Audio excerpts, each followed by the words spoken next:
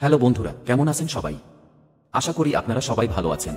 আজকে পর্বে আমরা একটা অসাধারণ সিনেমা সম্পর্কে জানতে চলেছি, যে সিনেমাটির নাম হচ্ছে গ্যালিভার্স ট্রাভেল। আর আপনাদের মধ্যে অনেকেই হয়তো ছোটবেলাতে লিলিপুট বা গালিভারের গল্প শুনে থাকবেন। ওই সিনেমাটি সেই কাহিনীর উপর ভিত্তি করে তৈরি করা হয়েছে, তবে সিনেমার কাহিনীটি একটু ভিন্ন। তো যাই হোক, সিনেমার শুরুতে একটা লোককে দেখা যায় যার নাম হচ্ছে গালিভার। আর সে সবসময় একটা চিল মোডে থাকতো, মানে মোটো সিরিয়াস মোডে না, পুংটামি করতো বা ছোট পোলাওয়ানের মতো থাকতো। তো সে প্রতিদিনের মতো আজকেও সকালে ওঠে এবং তার যে সকল সুপারম্যান খেলনা রয়েছে ওদেরকে স্বপ্নের কথা বলে, আর এরপর সে গোসল করে জবের উদ্দেশ্যে বেরিয়ে যায়। আর আমরা দেখতে পারি গ্যালিভার আমেরিকার একটা ভালো নিউজ কোম্পানিতে জব করে। আর সিন শিফট হয় আর আমরা অফিসে গালিভারকে ডেন নামে একটা ছেলের ইন্টারভিউ নিতে দেখি, এবং ওদের কথা দেখে আমাদের কাছে অনেক অস্বাভাবিক মনে হয় যে ইন্টারভিউতে এইসব উল্টাপাল্টা প্রশ্ন কেন করছে। অ্যাকচুয়ালি এই ছেলেটি অফিসে আগেই সিলেকশন হয়েছিল, গ্যালিভার জাস্ট ওর সাথে মজা করছিল। তো যাই হোক, ইন্টারভিউর পর গ্যালিভার ওকে পুরো অফিসে ট্যুর করায়। আর এখানে ডার্সি নামে একটা মেয়েকে দেখা যায়, যাকে দেখে আমরা বুঝতেই পারি গ্যালিভার ওকে কয়েক বছর ধরে পছন্দ করে, কিন্তু সে কখনো সাহস করে বলতে পারেনি। তো যাই হোক, এরপর ডার্সি গ্যালির সাথে দেখা করে এবং সে যেন ভালো মতো কাজ করে সে অ্যাডভাইস দেয়। আর এখানে উল্লেখ্য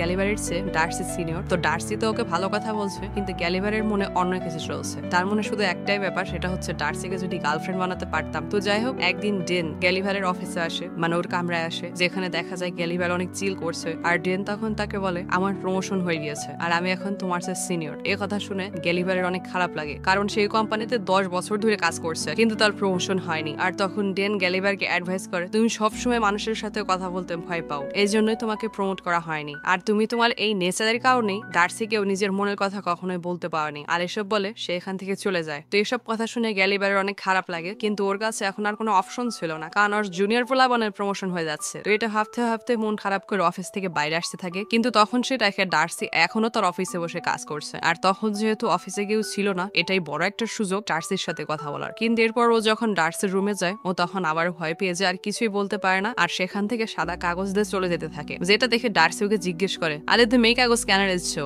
এই কাগজ হচ্ছে যারা ট্রাভেল করেছে তাদের ট্রাভেল ব্লগ লেখার জন্য, তুমি কি ট্রাভেল ব্লগ লিখতে যাচ্ছ? তখন গালিভার পার্টনারের জন্য বলে, হ্যাঁ আমি ট্রাভেল ব্লগ লিখতে যাচ্ছি। ট্রাভেল ব্লগ মানে হচ্ছে কে কোথায় ভ্রমণ করেছে সেটা নিয়ে একটা আর কি রচনা বা কোনো একটা রিপোর্ট করবে আর কি। তো যাই হোক, গ্যালিভার কিন্তু এই ব্যাপারে কোনো আইডিয়াই ছিল না, কারণ ও বাপের জন্য ট্রাভেল করেনি বা এখানে কি লেখা উচিত ও বুঝতে পারছে না। এজন্য ইন্টারনেট থেকে 2-3টা প্যারাগ্রাফ কপি করে ও ট্রাভেল ব্লগের মধ্যে পেস্ট করে দেয়। আর পরের দিন যখন অফিসে পৌঁছায় তখন সে অ্যাসাইনমেন্ট ডার্সিকে দিয়ে দেয়। আর ডার্সি গ্যালিভারের লেখা দেখে অবাক হয়ে যায় এবং তার প্রশংসা করতে থাকে, বলে এত সুন্দর লেখা তুমি কিভাবে লিখলে? কিন্তু ডার্সি কিভাবে জানবে এগুলো যে ইন্টারনেট থেকে কপি পেস্ট করেছে? অ্যাকচুয়ালি আমি যখন ইউনিভার্সিটিতে পড়তাম, অ্যাসাইনমেন্ট বলতে এরকম কপি পেস্ট করতাম, সবাই তাই করে। তো যাই হোক, ডার্সি তো গালিভারের কাজ দেখে পুরো ইমপ্রেসড হয়ে গিয়েছে। তো সে গালিভারকে বলে, তুমি অনেক ভালো লিখো, তুমি এত জায়গায় ঘুরেছো, তাহলে এক কাজ করো, তুমি পৃথিবীর সবচেয়ে রহস্যময় জায়গা বারমুডা ট্রায়াঙ্গেল যাও, সেখানে অনেক কম লোকই গিয়েছে, সেখানে গিয়ে তুমি একটা গল্প লিখো এবং সেটা একটা ফিকশনাল গল্প হবে। ফিকশনাল গল্প মানে হচ্ছে কাল্পনিক গল্প আর কি। আর সেটা লিখতে পারলে আমাদের ম্যাগাজিনে ছাপা হবে আর তুমি অনেক ফেমাস হয়ে যাবে। আর সেখানে যাওয়ার খরচ এবং থাকা খাবার ব্যবস্থা আমি করে দেবো, তোমার চিন্তার কারণ নেই। আর গাইস, আপনারা যারা বারমুডা ট্রায়াল সম্পর্কে জানেন না, সেটা হচ্ছে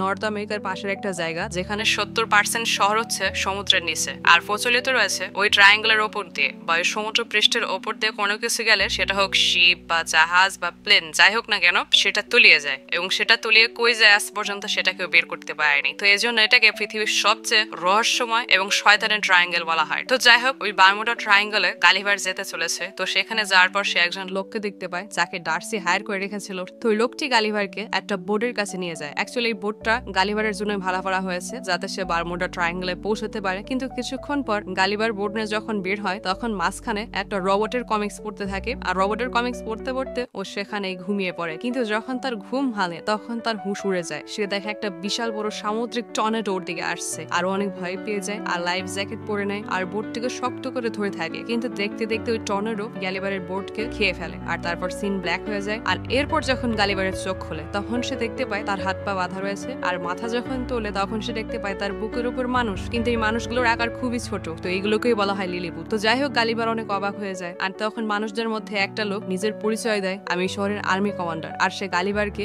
বিস্ট বা পশুর নাম দেয়। তো কিছুক্ষণ পর গালিবার রেগে যায় আর তারপর সেসব জিনিস থেকে বাইরে বেরোয়ার চেষ্টা করে। আর আমরা দেখতে পাই সেখানে সবকিছু ছোট সাইজের রয়েছে আর গালিবার সেখানে অনেক বড় সাইজের, মানে পুরো একটা দানব। তো গালিবারকে যে দড়ি দিয়ে বেঁধে রেখেছিল, গালিবার যখন উঠতে চায় সেগুলো অনায়াসে ছিঁড়ে চলে আসে। আর তখন গালিবার সেখান থেকে পালাতে থাকে, কিন্তু কমান্ডার তখন কমান্ড দেয় ওকে ধরে ফেলো। আর সবাই মিলে তখন আবারও গালিবারকে ধরে ফেলে আর এবার গালিবার অজ্ঞান হয়ে যায়। আর এই সুযোগে গালিবারকে আবার বাধা হয় এবং এবার ভালো মতো বাধা হয়। আর তারপর যখন গালিবারের জ্ঞান ফিরে আসে তখন সে দেখে সবাই মিলে তাকে কোথাও নিয়ে যাচ্ছে। তো এখানে শহরের সব লোক তাকে ঘুরে ঘুরে দেখছে আর ভাবছে এটা আবার অন্য দুনিয়া থেকে কোনো লোক এসেছে নাকি। তো কিছুক্ষণ পর লিলিপুটের রাজা বেঞ্জামিনের কাছে গালিবারকে নিয়ে যাওয়া হয় আর সে তাই যে জিজ্ঞেস করে তুমি এখানে কেন এসেছো, তুমি কি আমাদের কোনো ক্ষতি করবে? তখন গালিবার বলে আমি আপনাদের মতো একটা মানুষ, আমি কারো ক্ষতি করার জন্য আসিনি আর আমি এটাও জানি না এই জায়গার নাম কি। তো এটা শুনে প্রিন্সেসের অনেক মায়া হয়, মানে রাজকন্যার অনেক মায়া হয় এবং সে বলে ওর সাথে এত খারাপ ব্যবহার কেন করা হচ্ছে। কিন্তু যে কমান্ডার বা সেনাপতি সে সবাইকে বলে ওকে হয়তো আমাদের শত্রুপক্ষ পাঠিয়েছে, ও হয়তো শত্রুপক্ষের গোয়েন্দা হবে। এটা শুনে রাজা অনেক ভয় পেয়ে যায় আর সিদ্ধান্ত নেয় লিলিপুটদের সবচেয়ে বিপজ্জনক জেলে ওকে বন্দী করা হবে। তো সাধারণ মানুষদের জন্য জেল অনেক বড়, কিন্তু গালিবারের জন্য সেটা একটা ছোট্ট জায়গা ছিল। তবে যাই হোক, তারপর আমরা বুঝতে পারি ওই জায়গাতে হাজার হাজার লিলিপুট বন্দী রয়েছে। তো ওই জেলে গালিবার একটা শব্দ শুনতে পায় আর সেখানে হোয়াইটি নামের একটা লোককে দেখতে পায় যে বলে আমি তোমার দুঃখ বুঝতে পারছি,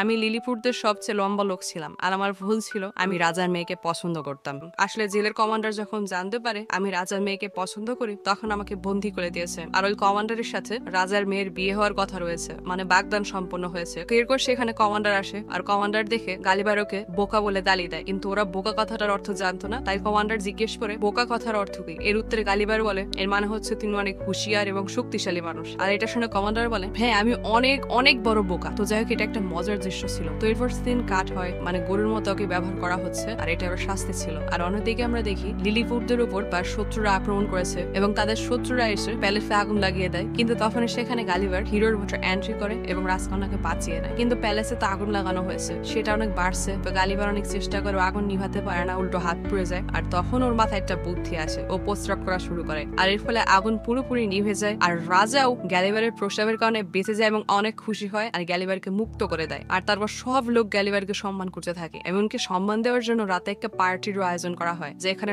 রাজা গ্যালিবারকে জিজ্ঞেস করে তুমি কোথা থেকে এসেছো। তখন গ্যালিবার বলে আমি আমেরিকার ম্যানহাটন থেকে এসেছি। আর সেখানে কেউ বন্দী নয়, সেখানে গণতন্ত্র রয়েছে, সেখানে কোনো রাজা নেই। আমরা প্রতি 4 বছর পর পর ভোট দিয়ে প্রেসিডেন্ট বা রাজা সিলেকশন করি। এটা শুনে তারা সবাই খুব অবাক হয়ে যায় এবং বলে তোমরা খুব বাহাদুর। আর রাজা বলে ঠিক আছে, আমরা সবাই মিলে তোমার হারিয়ে যাওয়া নৌকাটা খুঁজবো যাতে করে তুমি আবার ফিরতে পারো, কিন্তু ততদিন এখানে থাকার জন্য আমরা তোমাকে বাড়ি বানিয়ে দেবো। অ্যাকচুয়ালি রাজা অনেক ভালো মানুষ ছিল। এরপর আমরা দেখি লিলিপুটরা গ্যালিভারের জন্য বাড়ি ঘরে বানানো শুরু করে এবং গ্যালিভারের আমেরিকার বাড়ি যেমন ছিল তেমনই বানায় এবং যেসব মেশিন ছিল সেগুলো বানানো হয়। তবে সেগুলো মেশিনে চলতো, কিন্তু এখানে মানুষ দ্বারা সেগুলো পরিচালিত হতো। মানে বুঝতে পারছেন, যেমন বেন্ডার, ফ্যান সবকিছু অ্যানালগ ছিল আর কি। তো যাই হোক, সেখানের সিন কাট হয় আর আমরা সেই ছেলেটিকে দেখতে পাই যে রাজকন্যাকে পছন্দ করতো। সে খুবই দুঃখী ছিল। গ্যালিবার তাকে জিজ্ঞেস করে তোমার মন খারাপ কেন? সেই ছেলেটি বলে আমি রাজকন্যাকে অনেক ভালোবাসি, কিন্তু আমি তাকে আমার মনের কথা বলতে পারছি না। তখন গ্যালিবার যে নিজে প্রেমে ব্যর্থ, সে ওকে অ্যাডভাইস দিতে থাকে। সে বলে ভয় পাওয়া যাবে না, অবশ্যই এগিয়ে যেতে হবে, তোমার মনের কথা শ্বাস করে বলতে হবে। আসলে আমরা সবাই নিজে পালিবার না পারি অ্যাডভাইস দিতে পারি। তো যাই হোক, এই কথা শুনে ও গিয়ে প্রিন্সেসকে অফার করে আর প্রিন্সেস ওর কথায় রাজি হয়ে যায়। মানে গ্যালিবার ওকে যে প্রেমের কথা শিখিয়ে দিয়েছে সেটা কাজে লেগেছে। তো এরপর কমান্ডার গ্যালিবারের কাছে আসে এবং বলে আমরা তোমার নৌকা খুঁজে পেয়েছি, তুমি এখন তোমার বাড়িতে যেতে পারো। অ্যাকচুয়ালি গ্যালিবার এখানে আসার পর কমান্ডারের ক্ষমতা কমে গিয়েছে, মানে কমান্ডারকে কেউ জিজ্ঞাসা করে না কোনো কিছু। তো এই জন্য চাচ্ছিল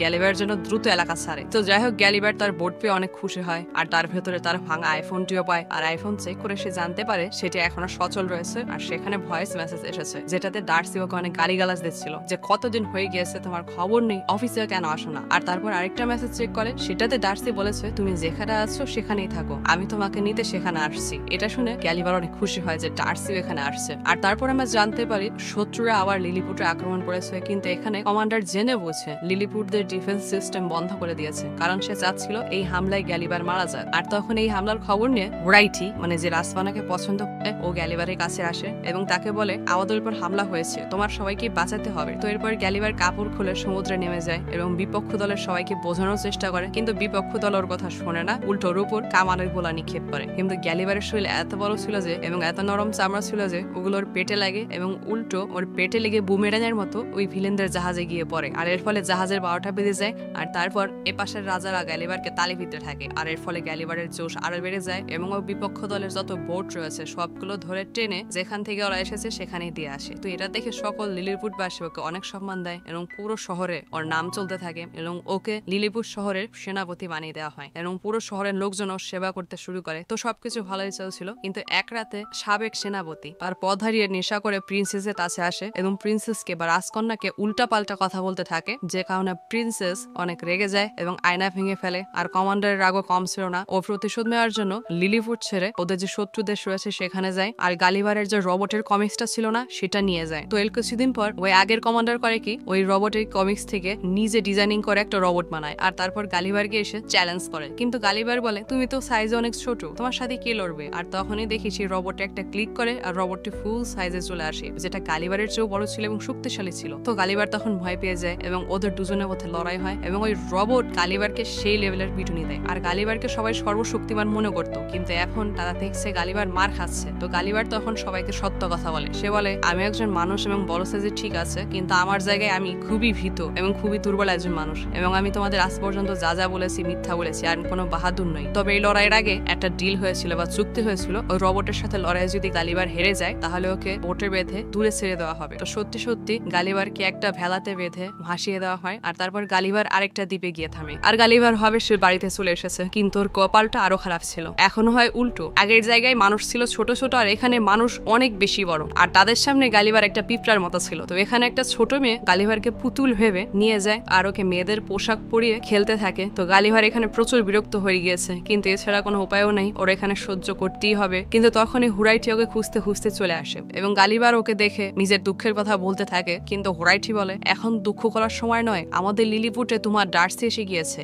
আর কমান্ডার ওকে আমাদের জেলে বন্ধ করে দিয়েছে, তোমাকে অবশ্যই ওকে বাঁচাতে হবে। তো গালিভার বুঝতে পারে এটাই সময় নিজেকে প্রমাণ করা যে সে ভীত নয়। তো এরপর সিন শিফট হয়, আমরা গালিভার আর ডার্সিকে দেখে একসাথে এবং দুজনকে দেখে অনেক খুশি হয়। আর এরপর গালিভার সিদ্ধান্ত নেয় সে কমান্ডারকে আবার চ্যালেঞ্জ জানাবে। তো পরের দিন আবার লড়াই শুরু হয় আর আমরা যা দেখেছি তাই হচ্ছে, গালিভার কিছুই করতে পারছিল না, মার খাচ্ছিল। আর তখন হোরাইটি মানে রাজকন্যাকে যে ছেলেটা পছন্দ করে ও একটা বুদ্ধি খাটায়, ও ঘোড়া চালিয়ে কমান্ডারের রোবটের ভেতরে ঢুকে আর ওই রোবটের কেবল কেটে দেয়। এর ফলে কমান্ডারের রোবট কন্ট্রোল হারিয়ে ফেলে আর এই সুযোগে গালিভার রোবটটিকে মারতে থাকে এবং ধোলাই করে ওটাকে ছোট বানিয়ে দেয়। কিন্তু তখন কমান্ডার বাইরে বের হয়ে রাজকন্যার গলায় ছুরি ধরে, কিন্তু রাজকন্যাও কম নয়, ওকে ঘুষি মেরে ফেলে দেয়। আর সেখানে আমরা দেখি ডার্সি ও গালিভারের প্রপোজাল একসেপ্ট করে নেয়। আর সিনেমার শেষে গালিভার সবাইকে নিজের ডান্স শেখায় আর তারপর গালিভার এবং ডার্সি ওই পথ ধরেই তাদের বাড়ি চলে আসে। আর এদিকে হুরাইথি আর রাজকন্যাও কিন্তু এক হয়ে গিয়েছে। আর আমাদের দেখানো হয় এরপর গালিভার আর ডার্সি আমেরিকা দেশে নরমাল জীবন যেমন করছে। এখন গালিভার আর লজ্জা পায় না, সবকিছু সামনে মোকাবেলা করতে পারে এবং তারও প্রমোশন হয়েছে আর ডার্সি তো তার সাথে রয়েছে। আর এরই সাথে সিনেমাটি শেষ হয়। তো যাই হোক, এটা একটা শিশুতোষ সিনেমা ছিল, তবে তারপরও আপনি যদি এটার মূল সিনেমাটা দেখেন আমি আপনাদের নিশ্চিত করতে পারি এই সিনেমাটি আপনার ভালো লাগবে। তো যাই হোক, ভালো থাকবেন, সুস্থ থাকবেন, টেক কেয়ার, আল্লাহ হাফেজ।